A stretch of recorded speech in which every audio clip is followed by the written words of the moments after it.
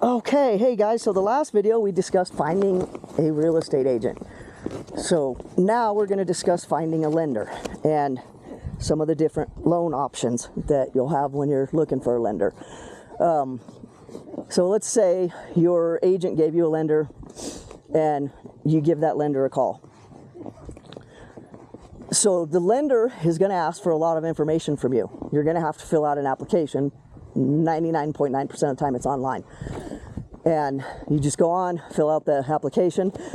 The first thing you want to tell the lender, and most lenders do what's called a soft pull on your credit. But you want to just make sure that they understand you don't want a hard pull done right off the bat. So you just tell them, do a soft pull on my credit so it doesn't ding your credit. Because every time someone looks at your credit, it dings it like 10 points. And it goes away in a couple of months, but it's still not good. So you want to tell them, don't do a hard pull. And they're going to ask you for the last 2 years of your W-2s. That's your tax returns when you file your taxes, and it shows how much net profit you made, what your gross was, all that good stuff. They're going to want that. They're going to want, I think about 2 to 3 months of your bank statements, the actual statements. You can't give them your bank login. You don't want to do a screenshot of your checking account. They want actual bank statements. And that's what they're going to ask for. So be prepared. They're going to need identification like your driver's license, your social security number, all that good stuff. And you'll probably put that in the application when you fill out the application. So be prepared to have all those documents ready for them. A good lender will be a single person that you talk to. They might have a team, and once you get into the loan, they're going to have their team reach out to you and say, hey, we need these papers. Lots and lots of paperwork. You're going to be sending them stuff like crazy for the next 30 days once you get pre-approved and get under contract. So just be prepared for that. And then your lender will look at your stuff. He's going to look at your income, your debt to income ratio, and that is how much debt do you have compared to your income. So if you make $3,000 a month and you have $2,900 in debt, you're probably not going to qualify for a loan. You need to get some of that debt cut down. I think the house, when you get a mortgage, they want the house to be able to take up 30% of your income. So you can't have that income eaten up by credit cards, car payments, all that good stuff. So the lender will tell you that, and then he's going to discuss the types of loans when you're talking to him. And depending on your situation, where you're at, if you're a veteran, if you're armed forces, if you're like a police officer, firefighter, school teachers have special programs. If you're none of those and you're just first-time home buyer, he's probably going to want to try to get you an FHA loan. And like I mentioned earlier in the last video, in Colorado we have what's called a CHFA loan. It's CFHA, but that's Colorado only. Your state might have that. You just have to check with your lenders. And that is down payment assistance, so you don't have to come up with a down payment. You will have closing costs, but the way that your agent writes the offer, you should put your closing costs into the loan. So say like if you're paying $300,000 for the house, you'll go in and say, we'll give you $300,000, but we want $10,000 back to cover our closing cost, and stuff like that. So once you're talking to the lender, you also want to ask him for a summary sheet of fees, because it's important to know what the lender is charging you. The lenders, they work on commission just like real estate agents do. And the lenders have fees. Those fees usually go into your closing costs. Some of them get wrapped into the loan. A homeowner's insurance is going to be required. And it's good to know when you find a neighborhood, you find a house you like, call your insurance company and get a quote for that house. Find out what that insurance is going to cost you. That's going to be included in your monthly payment. So that's part of your escrow that they collect. And all of that stuff needs to be checked out before you get in there and start finding houses, because you got to know what your price limit is. And you want to tell your lender, I don't want to go over this much monthly. So like, I don't want my monthly payment to be over $2,000 a month. And then he'll tell you, okay, well, you qualify for this amount, but to stay in your budget, you're going to want to stay under that amount and at this amount. So now you know, let's say that your budget is $250,000. Now you know that you want to look at, $250,000 homes, even though you qualify for 3. And I don't know every market. It really depends. Your agent will know the market.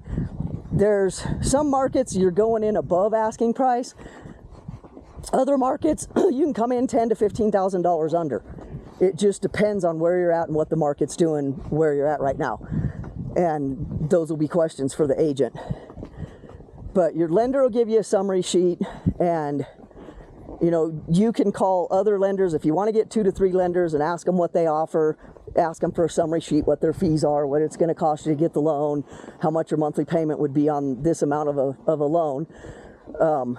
Then they can tell you all of that, and then you pick the one that you meld with the best. That's it. It's that simple. It's not overly complicated. A good lender will be somebody that you can call them and talk to the same person all the time. They've got to be available. If you go on Google and say, I need a home mortgage, and you just Google mortgage companies, you're going to get these great big companies.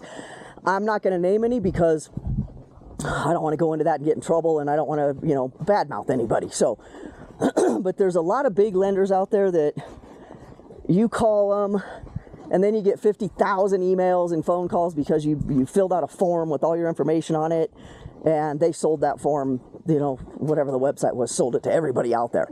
So, and that's going to happen with any loan. The lenders don't necessarily sell it, but it is public information, so people that buy phone numbers and emails can get them. So you may want to create a fake email account to use for the loan process. Buy a burner phone. Use a burner phone if you don't want all the spam calls and all of that stuff. I've actually done that before, and I have clients that have done that before just because they don't want their phone blowing up. But for the most part, you're going to get those if you go on Google especially. So the big Google ones, though, you'll get a phone call. You'll talk to somebody. It might not even be an American. It might be somebody in a foreign country at a call center, and they're not a loan officer. They just take all of your information and they pass it off to a loan officer, and you never get to talk to that person. Every single time you call in, you talk to somebody different. I actually had a client come to me one time that was just in tears because she couldn't talk to the same person. She had no idea what was going on, and she'd been waiting 2 weeks to get the pre-approval letter so she could go buy a house. I connected her with my lender. We got a verbal pre-approval the same day, and took her out and started shopping for a house. We had her in a house in about 35 days. She was happier than she's ever been in her life, and she said she's never going to change lenders or try anybody else. So that right there is a big difference. And then if your lender does in-house loans, then that's also good, because that means he's got all of the managers and the underwriters right there in his office. They are actually footing the loan. And normally they'll sell the loan to a bigger lender that, buys loans in bulk, but that's no big deal. You're going to deal with that one broker the entire time, and the lending officer, and then you don't have to worry about getting lost in the crowd and not knowing who you're talking to. So I prefer those types of lenders, and the lender I use, he is in an office like that. We always talk to him. I call him on the weekends and at nighttime when it's not business hours, and he answers his phone and takes care of my customers really good. I've never had anyone complain about him, and we've closed some loans we didn't think we were going to get closed. So, and it's also important, questions that you want to ask too is if you can't qualify. What if I can't qualify? Does your agent and does your lender that you're talking to, do they do credit counseling? That's going to be the next video I do, is on credit, because I know friends of my son has friends. They went and paid, I don't know, $2,000 or $3,000. Now you're in debt, $3,000 to have somebody clean up your credit because you messed up when you were younger and didn't know that credit was important. And that's not necessary, guys. It's so easy to fix this by yourself. You just have to put a little bit of time and effort into it, and you can fix it. And your lender should be able to tell you, if you do these things, you should be ready to buy in this many months. And it's going to be 6 months, it could be a year. It depends on how bad you've messed up your credit. If you have no credit at all, that's not a bad case scenario, because you can build credit really super fast. And I'll tell you that in the credit video. But this one is just picking a lender. Again, I have an amazing lender. If you guys need a lender, I'm more than happy to share his information. He's here in Colorado, but he does nationwide loans. So he can help you no matter where you're at. And he knows all the states. I work with a lot of veterans, and he is a veteran, and he specializes in veteran and government loans, and he takes really good care of my people. So just let me know if you want to talk to him. I'll be more than happy to share his information. I'm new to the YouTube video stuff, so guys, please be patient with me. I'm not an expert, as you can tell by my videos. These aren't cut and edited and fancy. It's just me and my horse riding the fence line and me talking. So nothing fancy here. But I will try to figure out how to put contact information for everybody on my YouTube page where you guys can go look at it. I think I can do it on my website. I'm also learning how to edit my website by myself. So you can check out my website too, and I'll make sure as I start uploading these videos to get as much information on YouTube as I possibly can for you guys. But yeah, just reach out. If you have any other questions at all, let me know. Just for, information purposes, I'm not a lender, but I do know, okay, your government loans are going to be VA, FHA, and USDA. Each state's going to have their own little loan program where they help with down assistance of payment and stuff like that. So by all means, those are not all of the loan types. Those are the 3 most common government loans. And then a conventional loan is where you have to come up with at least 5% down on a conventional loan that I know of. That I think they have opportunities where they can have less, but again, that's a lender question. I just know generalized, a lender doing a conventional loan is going to be around 5%, and then they have what's called PMI insurance. That covers the bank. So if you default on the loan, say like you lose your job and walk away from the house, that insurance covers the bank and it pays off part of the loan or something. I don't know all the details to it, but you have to pay for that insurance, and it's not cheap. It'll be like $100 to $200 a month. The way to avoid that on a conventional loan is to put 20% down, and that'll avoid it. Now your FHA, that is usually around 3.5%.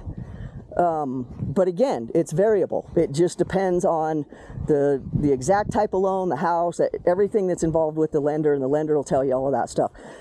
USDA is usually 0 down. VA is usually 0 down. And again, they all have different types of loans. If it's a government loan, the house has to be approved with you. So, for instance, you can't buy a fixer-upper with those loans. Now, I know FHA has come out with a loan that's specifically for remodeling or something like that. Again, ask your lender about it.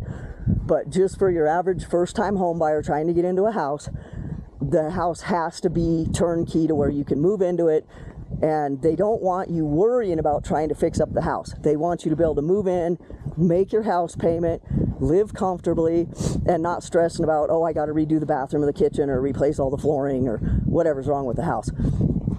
So that's pretty much on that. And again, guys, call a lender, talk to a lender. They're going to give you exact, perfect answers.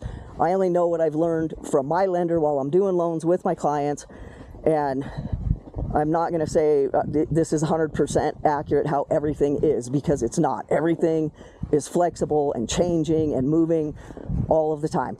Nothing stays the same, and it's not all the same in different states. Every state has their own thing. So check with a lender, ask those questions.